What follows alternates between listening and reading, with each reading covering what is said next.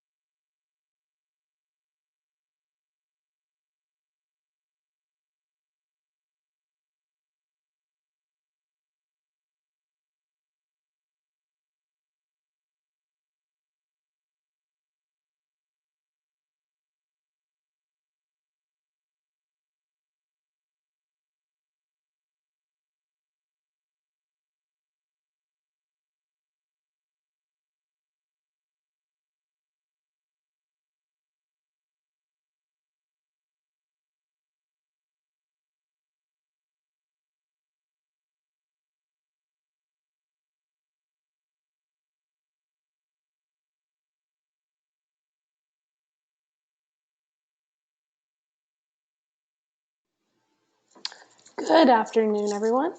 My name is Gabrielle, your online campus writing center specialist, and I will be working with you today on our writing workshop webinar series.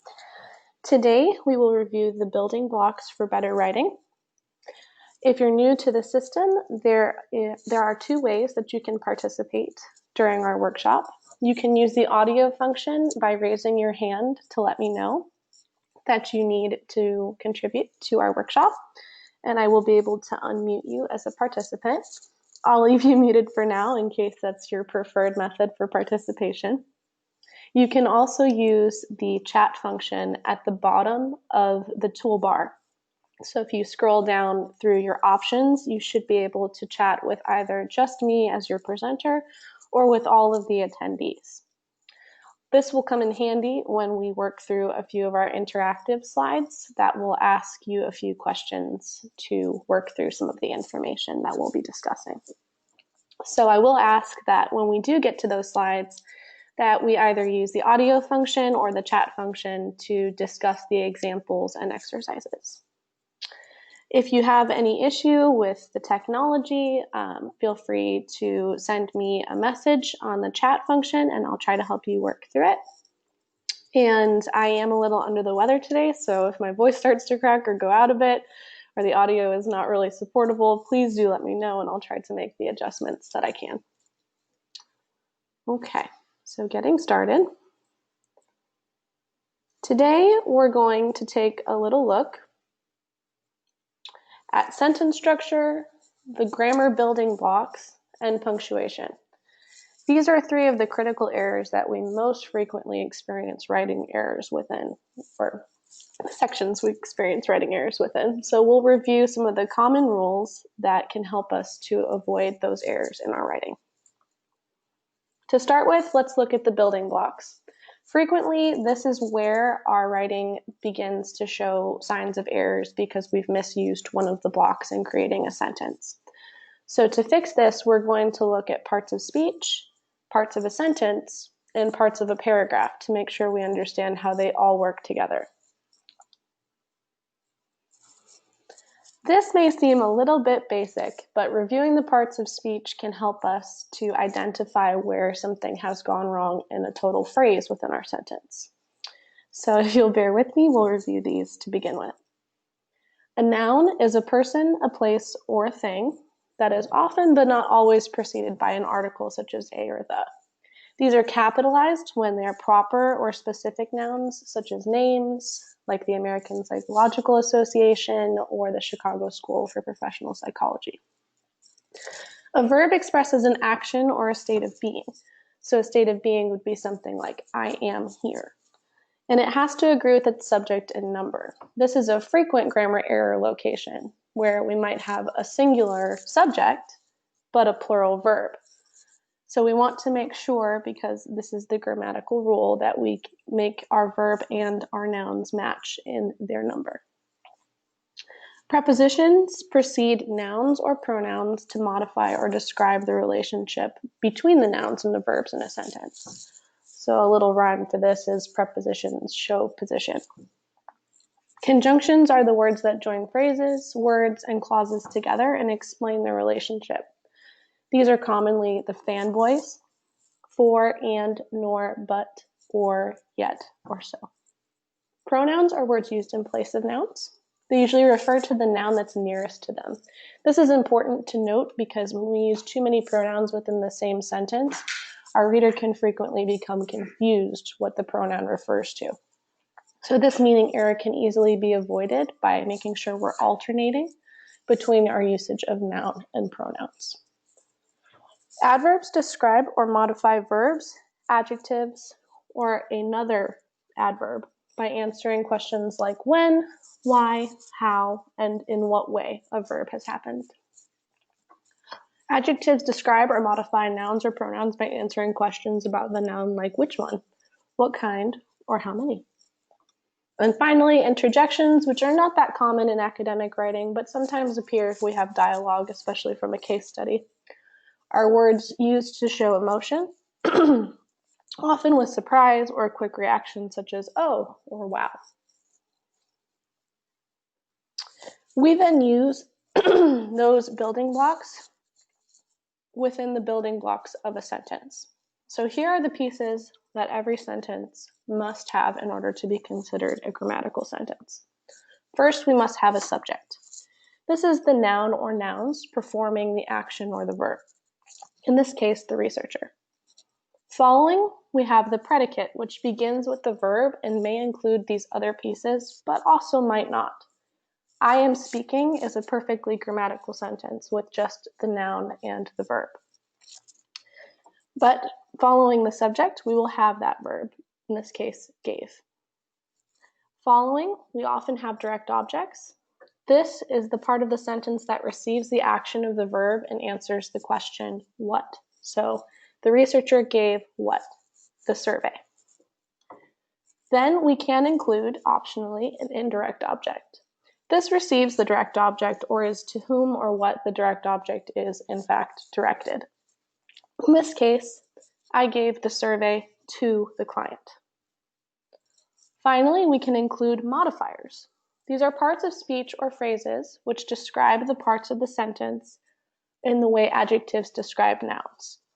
So the researcher gave the survey to the client is described by in the study.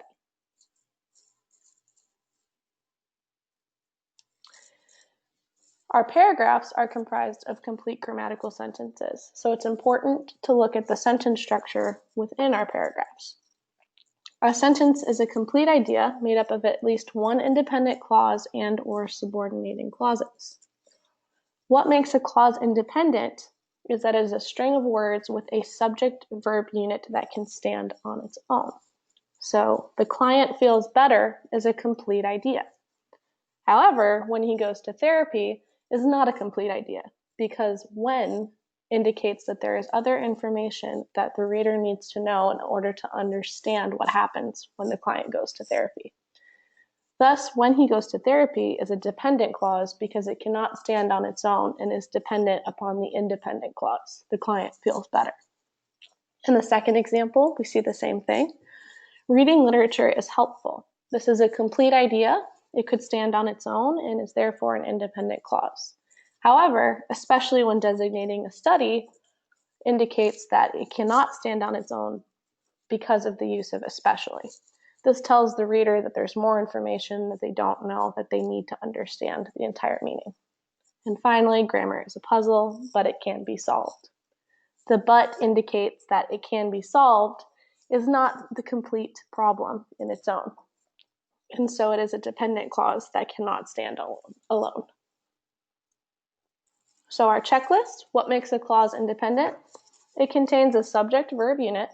It doesn't have any hanging modifiers, no hanging conjunctions, and is a complete thought. Let's take a look at what that means. Let's label these three clauses as independent or dependent.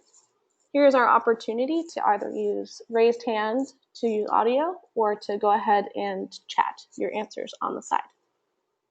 So I wrote an essay. Independent or dependent?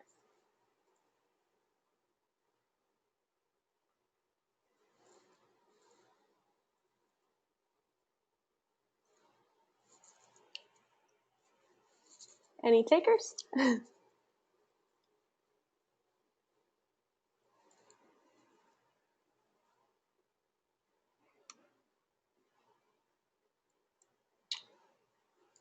I see a raised hand. I'll unmute your audio. Kevin, you can go ahead.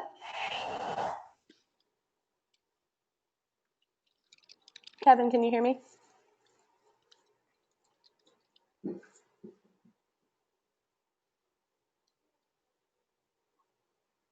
I can hear you typing, but I can't hear your answer. So let me try to mute you and unmute you again. Can you share your answer now? I wrote an essay is independent. Perfect. Thank you. Sorry, we're still getting used to the technology. Yeah, I wrote an essay is independent. We have I, a subject, wrote a verb, and it's a complete idea on its own. It doesn't have any kind of hanging information that the reader needs to wait for. Which wasn't actually my best. Independent or dependent?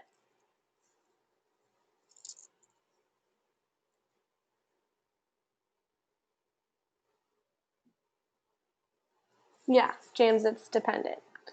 This is because which indicates that there's more information about wasn't actually my best. What is actually not my best, right? We can't tell because this is a dependent clause describing the clause before it. I wrote an essay. How about, but it got an A?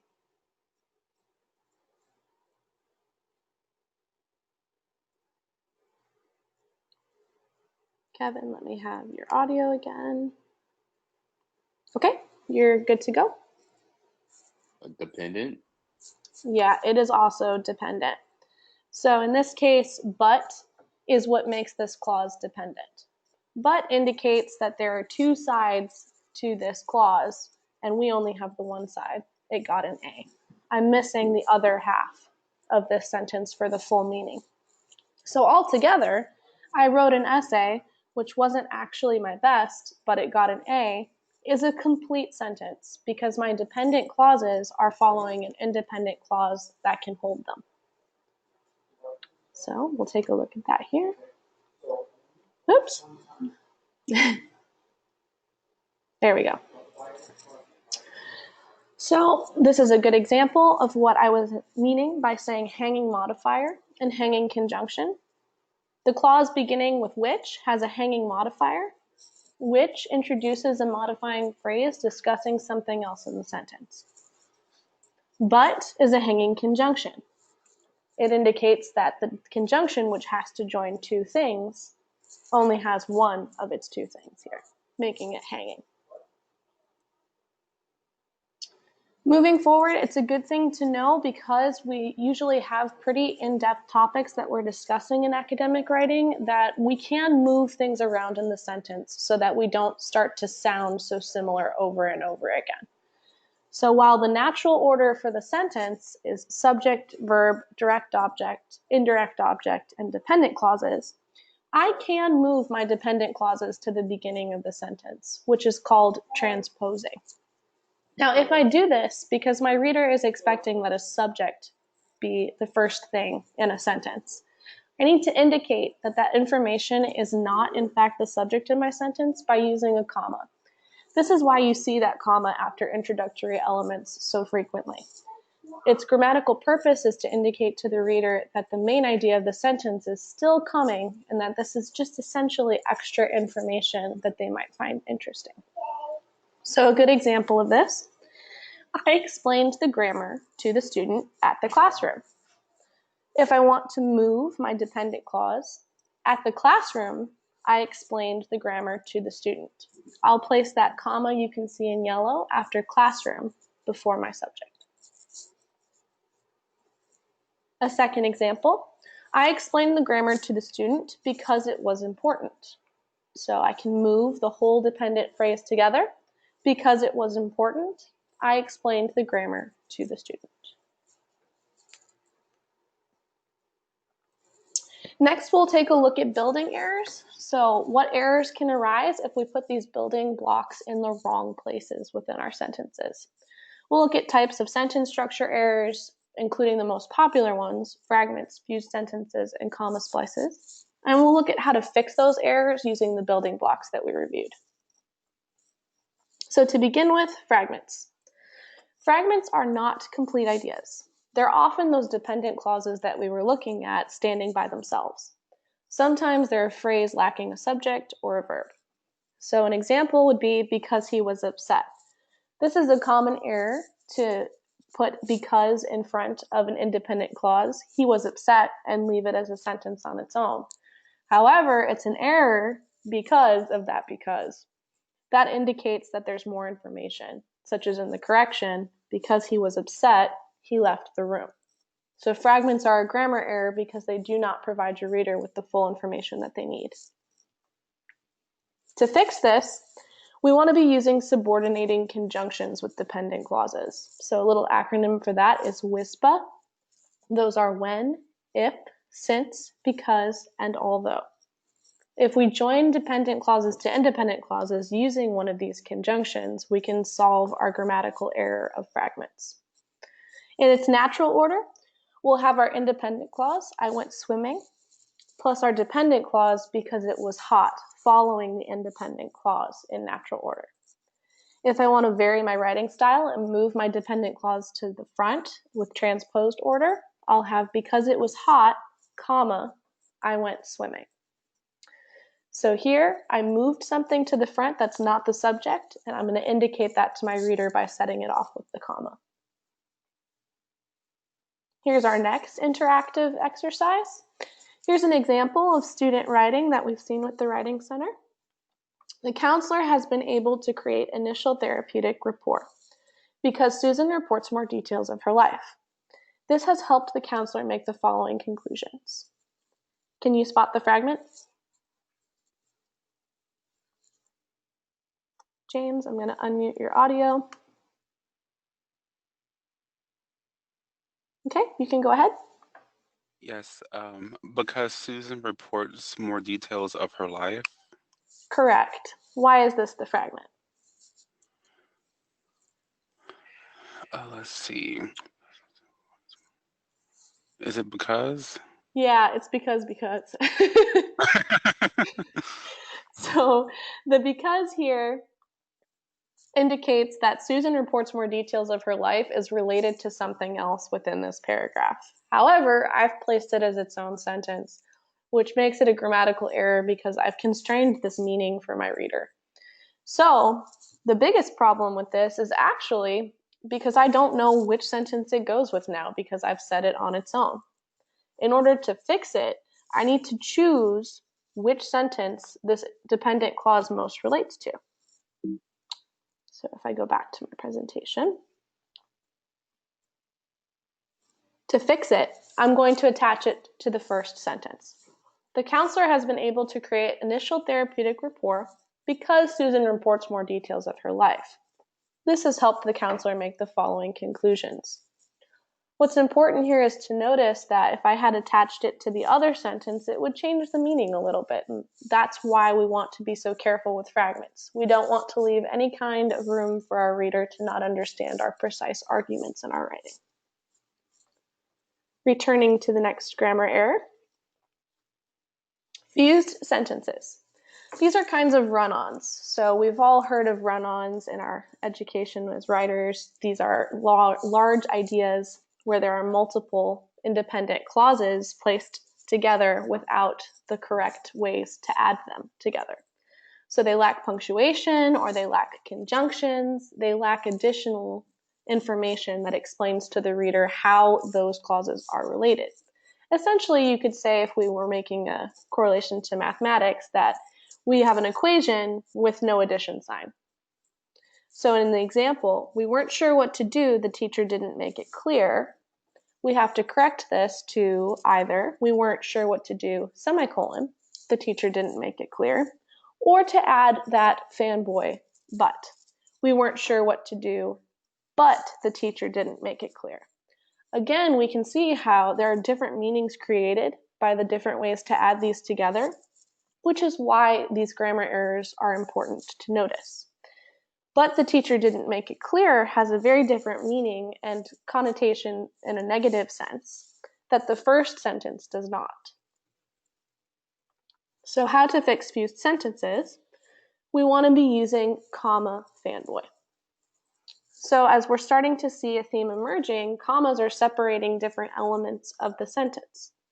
Because we have two independent clauses, we don't want to use just a coordinating conjunction by itself. We're going to use a comma plus that coordinating conjunction to indicate to the reader that we have two complete ideas being joined together. So she slept, comma, and he wrote a paper. These are important because we have equal formulas at the bottom. Readers can understand that a semicolon can be the same as a period, and that comma plus fanboy can be the same as a period and a semicolon. So those equal formulas mean we have to be careful to indicate to the reader whether we have dependent clauses or two independent clauses joined together. So a little checklist for using fanboys. We have two independent clauses, subject-verb units, a coordinating conjunction, and we've used a comma. Now we've successfully joined two independent clauses together. Our next example. Jason's father and mother had a history of high emotional expression and inconsistent communication. The child never heard from his father. Where is the fused sentence here?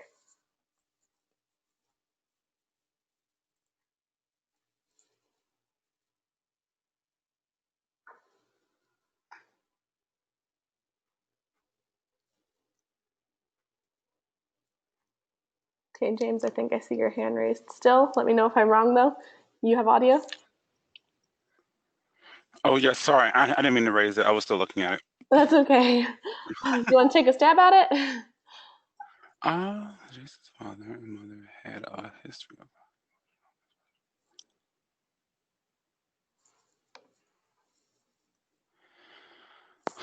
I am going to say, I know it. And an inconsistent communication, the child never had heard from his father. Yes, you're correct. So the reason why there's a fuse here is the child never heard from his father is an independent clause on its own.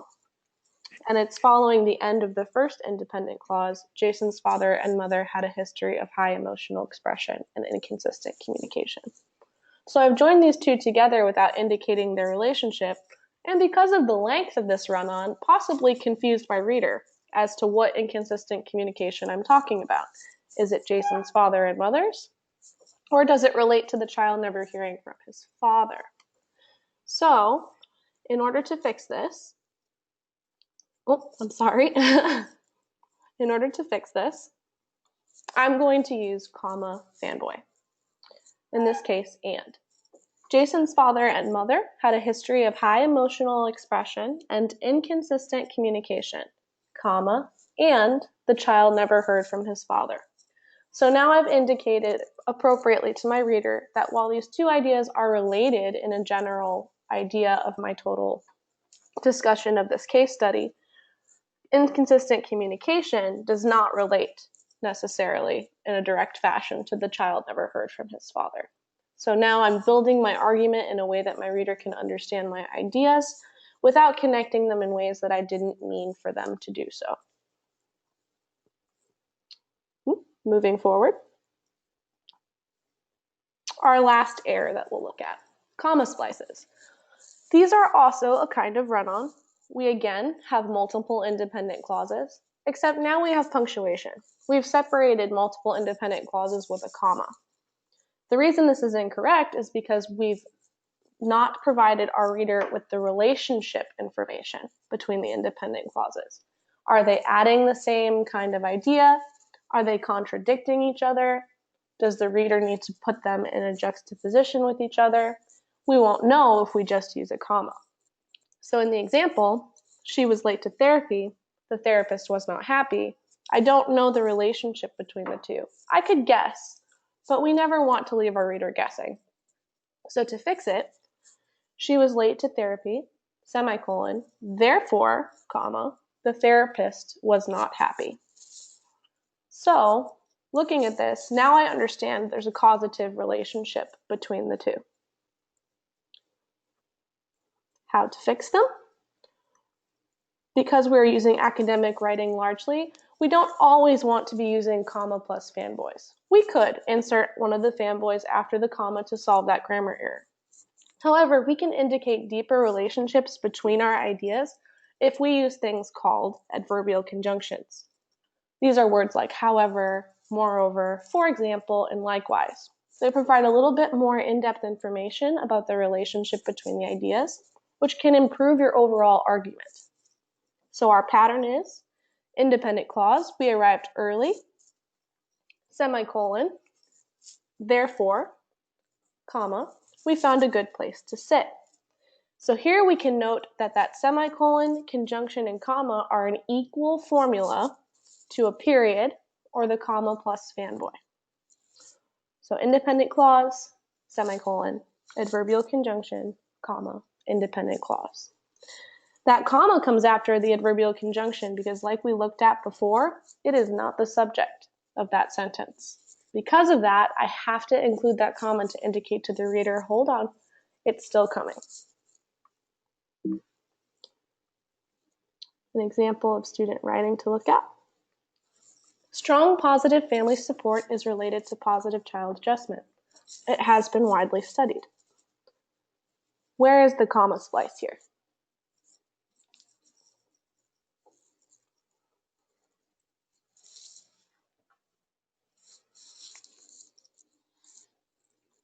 Any takers? Why is this one an error?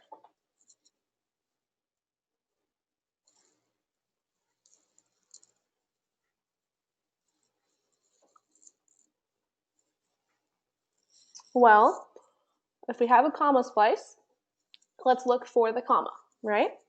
So in this sentence, strong positive family support is related to positive child adjustment, comma. It has been widely studied. I do have two independent clauses, but I've only put a comma between them. So here I have a comma splice because of that. Okay, Kevin, I will unmute you. Go ahead. Strong positive family support is related to positive child adjustment, comma splice. Therefore, it has been widely studied. So we can use therefore.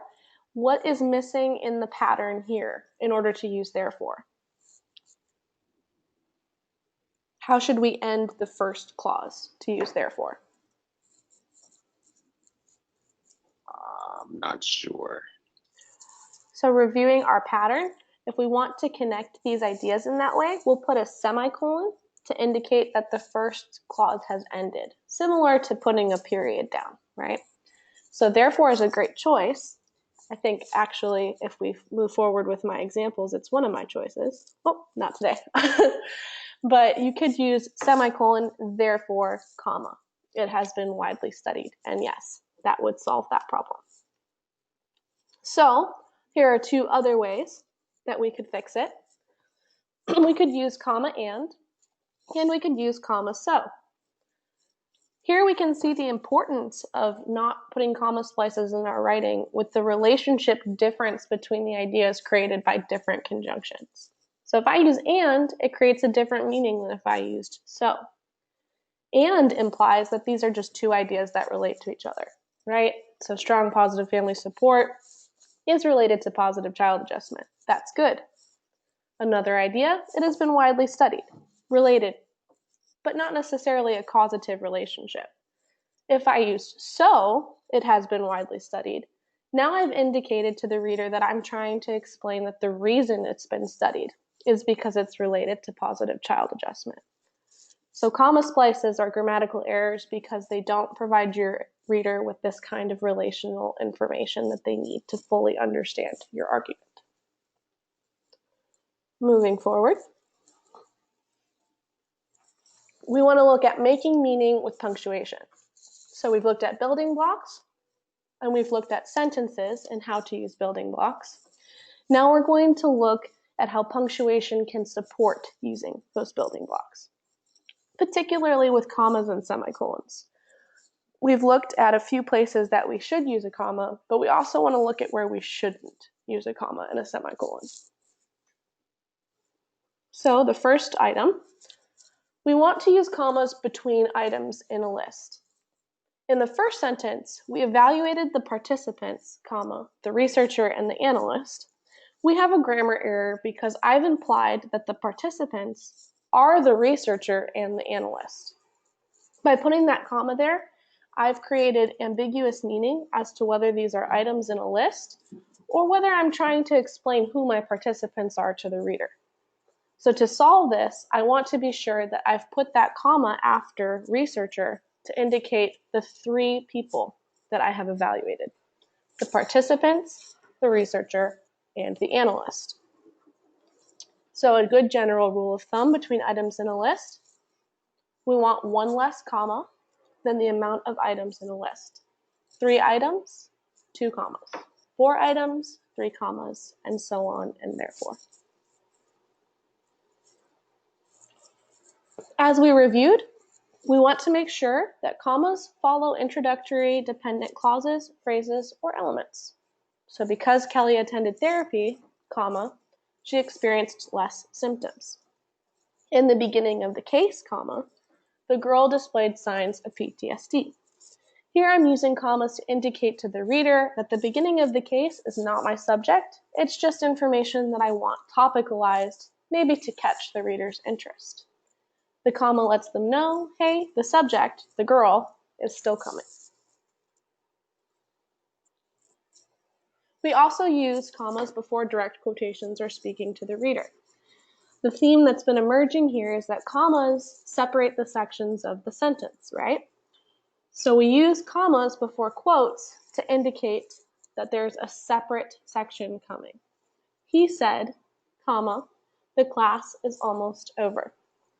This works the same when we are directly quoting research within our literature review. The author stated, comma, quotation, period, and text citation. So be sure when we are working through our literature reviews and we are working through discussing literature and analysis that we're using these commas after our speaking verbs in direct quotation. We also use commas around appositives. So an appositive repeats or renames a noun that immediately preceded them. This is why number 1 was a problem and a grammar error, because readers understand that if something is surrounded by commas, it is an apposition to the noun that preceded it. The researcher, Julie, was very nice. Clarissa, the last participant, is absent. So here I want to place commas around the item to tell the reader that this is extra information restating the same idea that I just spoke about. Which leads into number 5, around non-essential information. I use commas in writing around things that are extra and not needed for the meaning of my sentence. So frequently we want to provide our readers with more detail than we would have with just a full independent clause. The participant is late for therapy. To do this, I can embed non-essential information between commas, letting my reader focus their attention on my main meaning, but also providing them with that extra description that I might find useful. In this way, commas are similar to traffic signs, helping the reader understand where they should dedicate the most attention in understanding your argument, and helping them understand where there's extra information that perhaps they could even skim over if needed. However, we want to be sure that if the information within that kind of clause is necessary to understand the meaning, that we do not use commas. So if I'm trying to point out this specific boy, the boy who has red hair, and say he's in opposition to the boy who has blonde hair, and I'm trying to compare the two of them, I don't want to put who has red hair inside of commas because that information is necessary to understand the full meaning of my sentence. So make sure you're asking yourself when you're putting information in between commas, is this needed for the overall argument of this sentence, or is this extra information? If it's extra, you can embed it. If it's not extra, be sure not to use commas. We also want to use it before a conjunction, as we've already reviewed. The boy walked, comma, but the girl ran. It was raining, comma, so we stayed inside. We also want to make sure that we're understanding where we should not use commas. We do not want to use a comma in front of that because of essentiality. So that introduces an essential clause that describes information necessary to the reader. This is what makes the first example, the methods that were used in the play therapy sessions were well chosen, incorrect. That were used in the play therapy sessions is necessary information that the reader needs to have in order to understand what methods. So we cannot embed this within commas because that would indicate to the reader that this information is non-essential. To correct it, we will just remove the commas. The methods that were used in the play therapy sessions were well chosen. However, if that information was not necessary, you can use a which clause to do this. So I could say the methods which were used in the play therapy sessions were well chosen and still use commas. So we will use commas with which, and we will not use commas with that. We also don't want to separate correlated pairs. So commas separate lists of 3 things or more, but they don't separate pairs that go together. And pairs could be any parts of speech. So the article is not only a masterpiece of the written word, but is grammatically sound. A masterpiece of the written word and grammatically sound both describe article. I don't have a list of 3 things, and these are a correlated pair describing article, so I don't need to separate them because they have the same function. To correct this, I can say the article is a not is not only a masterpiece of the written word, but is grammatically sound. This way, I've combined all the relevant information together and not led my reader to think that perhaps I'm talking about something else. We also don't want to separate a verb from its subject. So one of the smartest things a writer can do is learn how to use commas correctly. This error frequently arises from what you just heard. I took a breath after do because it felt natural in speaking, and so many people will insert a comma where that breath has been taken. Sometimes, and most frequently actually, that works out rather well for trying to figure out where commas should go.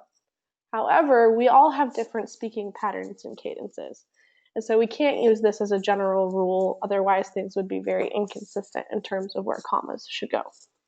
So while I took a breath here, I'm not going to place a comma there because this is not an introductory element.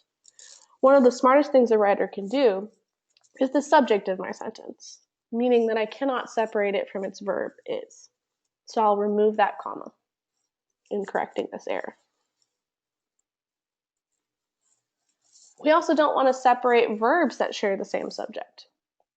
So she interviewed for 30 minutes and analyzed data for 20 minutes. And analyzed data for 20 minutes is not an independent clause, but I've used comma and, the fanboy used to connect two independent clauses. So here I have an error because I'm indicating to the reader that I have two subject-verb units, but I in fact don't. So to correct this, I'll remove that comma because those two verbs share the same subject. She interviewed for 30 minutes and analyzed data for 20 minutes. This is similar to the correlated pair rule. Because these two have the same function, they share the same subject, there's no need to separate them with a comma. We also don't want to separate a dependent clause that's in its natural order. So we looked at the difference between natural and transposed order and how a comma functions as a traffic signal to let someone know that we've transposed the sentence and the subject is still to come. Because of that, we don't need to be placing commas before dependent clauses if they're in their natural position. So it's incorrect to say her performance exceeded her expectations, comma, because she put in extra preparation. Because she put in extra preparation is placed where it should be, so I don't need to use that comma. I can remove it and correct it to her performance exceeded her expectations because she put in extra preparation. This also improves the readability of your sentence. Your reader will naturally take pauses where you put commas because, again, it does mimic the way that we take breaths when speaking. So if you place that comma before because, you could also be impacting the readability of your document and possibly interfering with the flow of your argument. So we want to be sure not to include this comma. It's also important to understand where to and not to use semicolons because they're an excellent tool for explaining relationships, but they can also make our writing sound a bit stilted if we use too many of them. So semicolons are used to separate two independent clauses that are highly related. Not just two independent clauses that kind of go together, but are highly related and need to be combined in order to preserve your meaning. So for example, you want to use it when a period could be used as well. I had a horrible time at the fair, period. It rained the whole time. I had a horrible time at the fair, semicolon. It rained the whole time. Here, these are highly related. My horrible time was because it rained. We also can use it when a conjunctive adverb could start the second sentence. So we looked at that rule in fixing comma splices. The fan screamed at the actor. However, he turned away. I can replace the period with a semicolon and add that however he turned away, comma, as an addition between the two independent clauses. Here I'm explaining the relationship between the two independent clauses, making this a great use of a semicolon because it explains how they are highly related. However, I cannot use it when a coordinating conjunction is used. So the fan screamed at the actor, semicolon, and he turned away is incorrect because it would be similar to adding both an addition sign and a multiplication sign inside of a math equation. If you put them back to back, it wouldn't make a lot of sense to the mathematician as to what the relationship was between the two. So we want to be sure we only use comma plus fanboy, or we use the coordinating conjunction pattern of semicolon, adverbial conjunction, comma, independent clause. So here I could fix this by saying the fan screamed at the actor, semicolon, however, comma, he turned away, or the fan screamed at the actor, semicolon, he turned away. But I cannot use and. We also cannot use a semicolon when one clause is a dependent clause, because like we looked at, semicolons separate two complete sentences, not parts of sentences. So the fan screamed at the actor, semicolon, who turned away, is incorrect because if you replaced that semicolon with a period, we would notice that who turned away is a fragment because it's a dependent clause sitting by itself.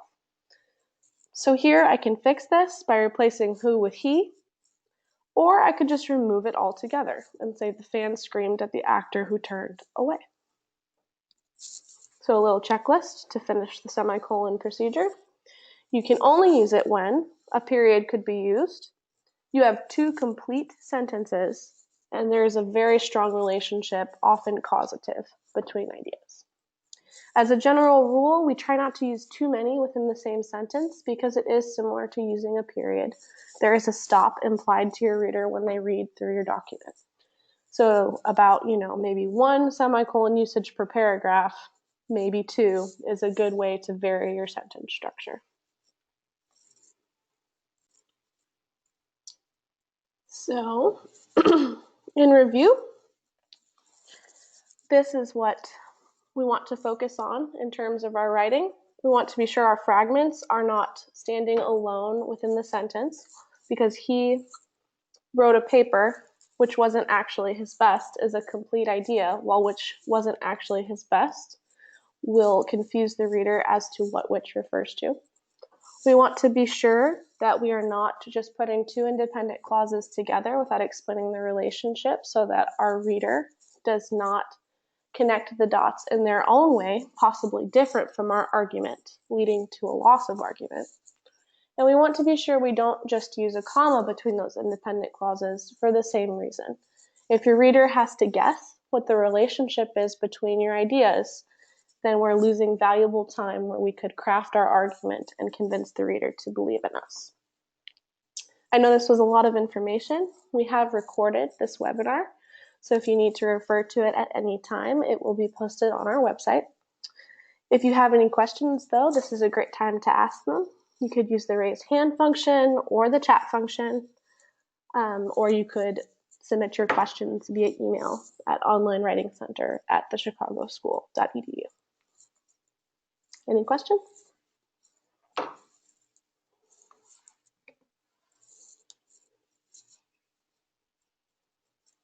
Okay, well, thank you very much for joining me today. If you need any assistance with this information, please do either contact us via email or visit our website for further writing guides.